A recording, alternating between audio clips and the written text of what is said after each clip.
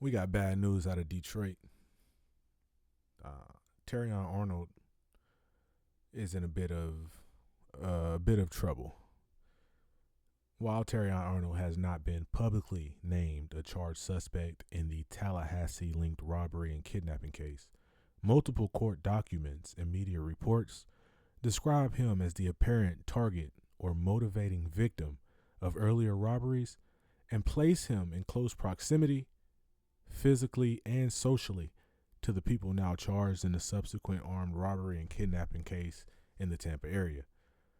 The incident we are talking about today is a publicly reported case involving an armed robbery and kidnapping on February 4th, 2026, at an apartment in the Eagles Point complex in Tampa Farms area. Court records and media describe this incident as a retaliatory, take matters into their own hands operation after two earlier robberies at an Airbnb in Largo, Florida, that was being used by Detroit Lions cornerback Terrion Arnold. These documents say the planning discussion occurred while traveling in a car with Arnold back from Tallahassee, which is why Tallahassee is referenced. So, the basic facts of the robbery. From court orders and news summaries, the charged event is an armed robbery again occurring February 4th at an apartment in Eagles Point complex in Tampa Palms, Tampa, Florida. Three men were allegedly lured to an apartment by two women. The women, remember this, are identified in court documents as Jasmine Randazzo and Adriana Del Val, or Del Valle. Once the men arrived, two male suspects identified as Lindell Hudson and Christian Williams, remember those names as well, allegedly beat them, held them at gunpoint, and demanded the return of property believed to have been stolen from Arnold's rental home. A detective testified that the men were pistol whipped and one had a gun forced into his mouth. The assailants demanded the return of guns, high-end bags, jewelry, a cell phone, and about $100,000 in cash allegedly taken from Arnold's rented residence.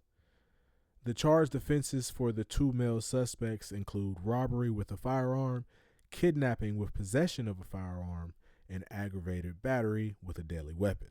Serious charges. Here's how Terrion Arnold enters the case. 1. The earlier robberies where Arnold is the victim. Terrion Arnold himself reported being robbed on two separate occasions at a rental Airbnb property he was using in Largo, Florida.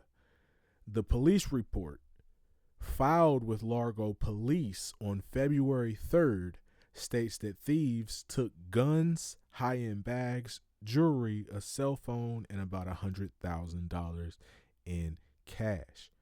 Now, just want a quick interjection. How foolish do you have to be to do a crime like this on February 4th when you just filed a police report on February 3rd and left your own paper trail? Moving on. Arnold had hired a private driver identified as Yan Lopez, and he allegedly came to believe Lopez and Lopez's friend, Daniel Tenesaka, were involved in the robberies. 2. The relationship between Arnold and the other suspects. Hudson is described by a detective as being part of Arnold's security team. Williams is described as believed to be Arnold's cousin, with the caveat that it is not confirmed if this is accurate.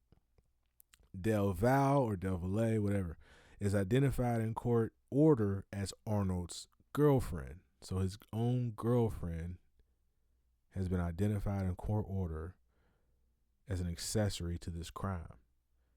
Randazzo is described as someone allegedly promised payment by Terrion Arnold through Terrion Arnold's girlfriend if she could help lure Lopez and Tenesaka back to the Airbnb. In the alleged retaliatory plot, Del Val and Randazzo are said to have helped lure the people thought to be involved in the Largo burglaries to the apartment where Hudson and Williams then ambushed them. 3. The car ride from Tallahassee. A February 24th court order, quoted in multiple reports, states that the armed robbery and kidnapping were a direct result of Arnold and his friends deciding to take matters into their own hands after Arnold's rental home was robbed twice. It further says that while traveling in a car with Arnold back from Tallahassee, Hilton orchestrates the ambush. In that passage, Hilton is identified in reporting as the person who allegedly planned the kidnapping and robbery while riding in the car with Arnold. The statement ties Arnold to the planning conversation purely by physical presence in the vehicle, but does not itself charge him with a crime. Now, what do they have to link Terrion through that? They have a lot. The robberies at Terrion's rental home were reported, so he left a paper trail. A court order explicitly says the February 4th armed robbery and kidnapping were a direct result of Terrion Arnold and his friends deciding to take matters into their own hands. 3. His girlfriend and her friend are involved, and the girlfriend's friend is testifying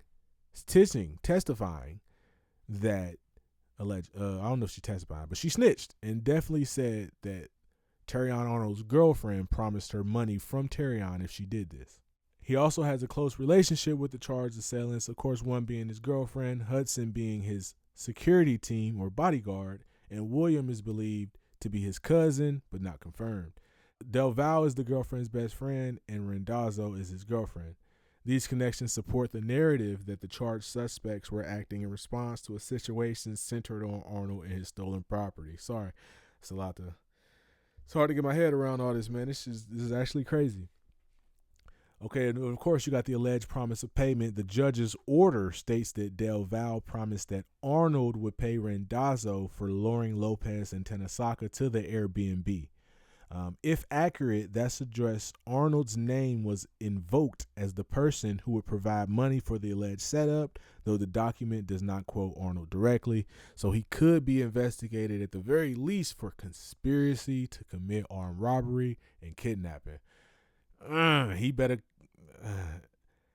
Framing the order uses the phrase Arnold and his friends in describing the decision to take matters into their own hands, which rhetorically groups Arnold with those who then carried out the later crime. However, Arnold and his friends is language from the judge's summary of the factual pattern, and it is not the caption of a criminal indictment naming Arnold as a co-defendant, which basically means he's not been charged. What is not public record as of February 2026? What don't we know? There is no publicly available report that Arnold has been arrested, charged, or formally named as a criminal suspect in the February 4th armed robbery and kidnapping. Existing articles characterize Terrion Arnold primarily as the victim of 2 prior robberies and someone who associates and acquaintances are now charged for allegedly retaliating to recover his stolen property. Media coverage emphasizes that investigators and courts are examining the roles of Hudson, Williams, Del Valle, and Randazzo and Hilton, with Arnold mentioned in the narrative, but as of yet not charged as a defendant. But when it's your property, your girlfriend, your girlfriend's best friends, and your best friends, it's not a good look. But with that being said, nothing in the cited materials is a judicial finding that Terrion Arnold committed a robbery, kidnapping, conspiracy, or any other crime. The key documents and testimony tie the motive for the charged robbery and kidnapping to the thefts from Arnold's rental. Place Arnold near the planning in the car and socially connected to several defendants. But they do not, as of the latest reporting, establish in a court of law that Arnold is a criminal suspect, nor do they show he has been indicted or arraigned in this case. So either People started talking when they got picked up, and then Arnold or whoever got the lawyers involved, and people quickly shut up, or they're snitching on Terrion, and he's being investigated and likely to be charged with conspiracy to commit armed robbery and kidnapping. The motive is very clear. It's because of his belongings. I did read another article where they were talking about a FaceTime call or a video call in which Terrion Arnold allegedly was called and was asking to see, what was going on. I don't think that's true because through what we've just read, it wasn't mentioned in the court documents, but is believed to be a rumor. I don't know if there's any proof to that as of yet. If that does come to fruition, it's just even more fuel to the fire. I personally believe Terrion Arnold is innocent until proven guilty in a court of law. But if I'm being absolutely real with y'all, this seems like a classic case of a stupid nigga with money. Because if you gonna call the police and let the police handle your Airbnb being robbed twice, that means you're gonna leave a paper trail of this robbery, and you're giving credible information that could be used against you in a court of law directly to the police, which is stupid if on February 4th, the very next day, you plan on taking part in a conspiracy to commit armed robbery. I hope Terrion Arnold is not that dumb, but my faith is not there. I don't like the comparisons to J-Mo. From what I know, J-Mo was caught riding around Detroit with a gun. I will never blame not even my grandmother, for riding around Detroit with a gun. I don't care if you play for the Lions. You need a gun in Detroit. Y'all know that. Y'all don't go outside without y'all heat while y'all talking. But this is a lot different.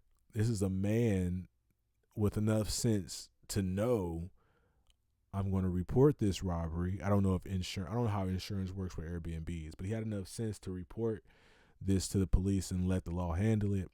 But he was still dumb enough the very next day to oversee something like this happening allegedly.